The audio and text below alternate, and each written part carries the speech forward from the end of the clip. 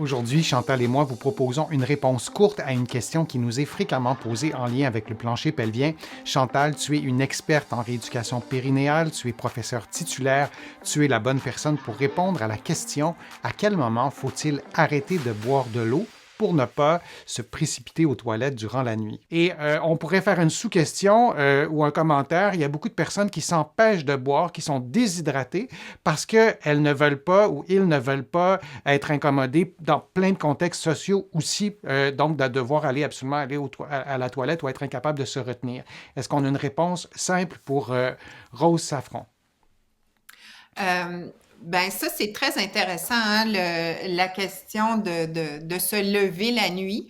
Je vais juste commencer par donner la normalité. Alors, jusqu'à 60 ans, on devrait avoir à pas se lever la nuit pour aller uriner ou d'y aller une fois. Ça, c'est les chiffres normaux. Après l'âge de 60 ans, on dit qu'on pourrait se lever entre zéro. Il y en a des chanceux que ça continue à être zéro, mais jusqu'à 2 fois. Maintenant, si c'est au-delà de ça, bien sûr, c'est problématique. Si ça nous dérange, il y a différentes choses qu'on peut faire. C'est bien sûr que c'est très important de boire. On recommande habituellement là, 1,5 litre de liquide dans la journée. Donc, il s'agit de le distribuer peut-être différemment pour pas avoir à boire beaucoup avant d'aller se coucher. Ce qu'on recommande, c'est d'y aller, c'est de boire la dernière fois peut-être avec votre souper, puis essayer de réduire ou d'éviter de boire, à moins là, que vous ayez besoin de boire avec des médicaments en soirée, mais sinon, d'essayer là, d'éviter après le souper. Maintenant, si on a affaire à des personnes qui ont peut-être un peu d'édème au niveau des membres inférieurs, ben c'est certain que quand ils vont se coucher la nuit, ben l'édème va retourner vers le cœur, ça va faire fonctionner notre système, notre diurèse, les reins, puis à ce moment-là, ils risquent d'avoir à se lever la nuit pour aller uriner. Donc moi, je dirais effectivement, l'heure du souper, mais en après-midi, puis en soirée, d'élever les jambes si on a tendance à avoir les jambes lourdes un peu, puis un peu d'enflure aux pieds, ça pourrait nous aider également. C'est vraiment intéressant. Il y a une question qui peut, ça aussi, ça pourrait être une sous-question de Siem. Retenir son urine la nuit, est-ce que c'est nocif pour la vessie? Et moi, j'ajouterais, est-ce que c'est nocif pour le plancher pelvien? Ben, ça dépend, retenir son urine la nuit. Est-ce que ça vous empêche, si ça vous empêche de dormir, puis que le lendemain, vous êtes un peu sur le carreau, c'est pas une bonne idée, là. Si vous êtes capable de vous rendormir, puis vous vous relevez le matin, ben, ça va tout à fait.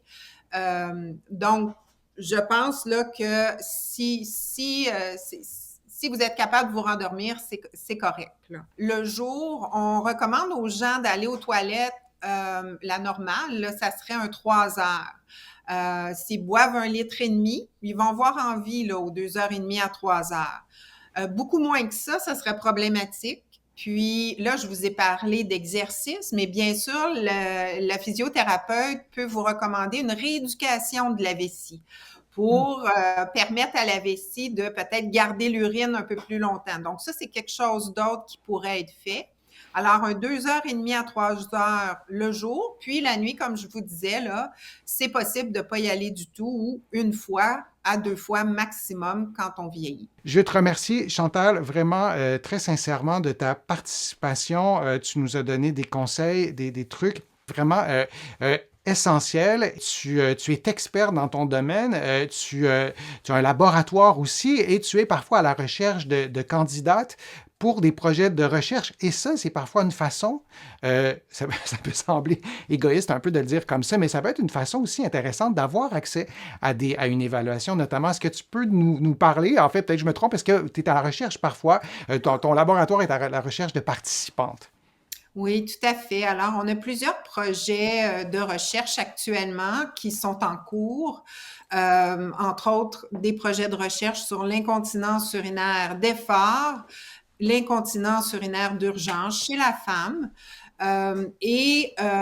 Ça, à ce moment-là, on cherche des femmes de la région de Montréal qui pourraient venir au laboratoire. Nous, on est en avant, là, juste en face de l'Oratoire Saint-Joseph, si ça vous situe. Donc, c'est quand même assez central à Montréal. Donc, celles qui seraient intéressées, on a actuellement des projets de recherche. Puis, effectivement, dans ces projets-là, on évalue des traitements de conservateurs, des traitements de réadaptation. Donc, ça vous donne l'occasion d'avoir une évaluation et une intervention en réadaptation. On est en train de monter des projets de téléréadaptation et des projets également d'une application mobile qui est tout prête et qui va être testée prochainement. Donc, si on a des gens qui viennent un peu de l'extérieur, mais qui sont intéressés peut-être à en savoir plus sur la télé-réadaptation, donc vous pouvez être même très loin de chez nous, puis vous pouvez le faire, ou l'application mobile aussi, ça peut se faire de l'extérieur. Bien, écrivez-nous. Je pense que, Denis, tu vas mettre les coordonnées du laboratoire, puis les gens pourront... Exactement. Je vais mettre les liens et je vais les mettre à jour aussi s'il y a des nouveaux, des nouvelles, si vous avez des nouveaux projets et vous recherchez des participantes. Et je répète, hein, toi, tu as ces projets de recherche-là et il y en a certainement dans votre coin de la francophonie, peu importe dans quel pays vous êtes. On oublie ce côté-là, ce petit truc-là, cette astuce-là pour pouvoir avoir accès à des soins. Et c'est une bonne façon aussi donc d'être évalué, d'être traité et d'améliorer sa qualité de vie. Il y a aussi les livres. Alors, je rappelle ton livre, Chantal, l'incontinence urinaire, la prévenir, la traiter. Vous allez trouver aussi sur de la santé plus générale des informations dans mes livres que vous connaissez. Je vais mettre tous les liens à jour régulièrement pour que vous ayez aussi donc ces références-là. Merci encore vraiment à tous et à toutes d'avoir participé en si grand nombre. Vous avez été vraiment très, très nombreux. Chantal, toi, tu ne vois pas les commentaires avec la petite technologie qu'on a, mais il y a vraiment beaucoup, beaucoup de gens qui te remercient de ta participation, tes conseils, ton expertise a été fort utile, fort appréciée. Merci beaucoup, Chantal, et merci à tous et à toutes, et on se revoit pour un prochain direct, pour une prochaine vidéo. À bientôt.